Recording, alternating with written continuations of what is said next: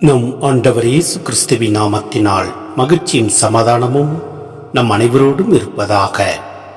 மத்தேயு 21:23-27 முடிய.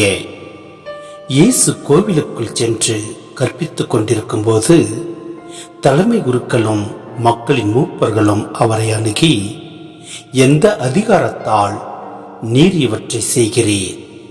இந்த அதிகாரத்தை உமக்கு கொடுத்தவர் யார் என்று கேட்டார்கள். இயேசு அவர்களுக்கு மறுமொழியாக, நானும் உங்களிடம் ஒரு கேள்வி கேட்கிறேன், நீங்கள் அதற்கு மறுமொழி கூறினால் எந்த அதிகாரத்தால் இவற்றை செய்கிறேன் என்பதை நானும் உங்களுக்கு சொல்வேன். யோவானுக்கு திருமுழுக்கு அளிக்கும் அதிகாரம் எங்கிருந்து வந்தது? விண்ணகத்தில் இருந்தா மனிதரிடமிருந்தா என்று அவர் கேட்டார். அவர்கள் விண்ணகத்திலிருந்து வந்தது என்போமானால் பின் ஏன் நீங்கள் அவரை நம்பவில்லை என கேட்பார். மனிதரிடமிருந்து என்போமானால் மக்கள் கூட்டத்தினருக்கு அஞ்ச வேண்டியிருக்கிறது. ஏனெனில் அனைவரும் யோவானை இறைவாக்கினராக கருதுகின்றனர் என்று தங்களிடையே பேசிக்கொண்டார்கள். எனவே அவர்கள் இயேசுவிடம், எங்களுக்கு தெரியாது என்று பதிலுரைத்தார்கள். அவரும் அவர்களிடம், எந்த அதிகாரத்தால் இவற்றை செய்கிறேன் என்று நானும் உங்களுக்கு கூற மாட்டேன் என்றார்.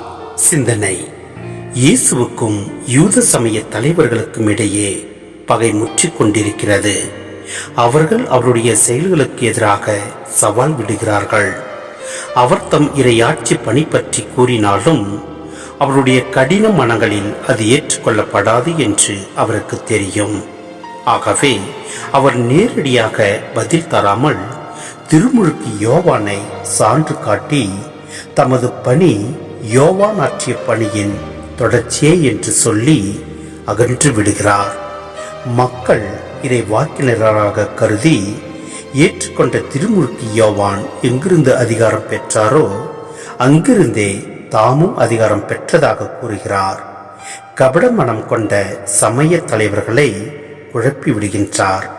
ஆம், நம் ஆண்டவர் எப்படியாக அதிகாரத்தோடு இறை வாக்குரைத்தாரோ அதே போன்று நாமும் நம் ஆண்டவரில் நிலைத்திருக்கின்ற போது, அவருடைய அன்பை நாம் பகிர்ந்து கொள்கின்ற போது நாமும் நம் வாழ்க்கையில் அதிகாரத்தோடு வாழ முடிகிறது. எனவே நம் ஆண்டவரின் வார்த்தையை கேட்டு அதன்படி செயல்படுவோம். எல்லாம் அல்ல இறைவன் நம்மை நிறைவாய் ஆசீர்வதிப்பார். ஆமென்.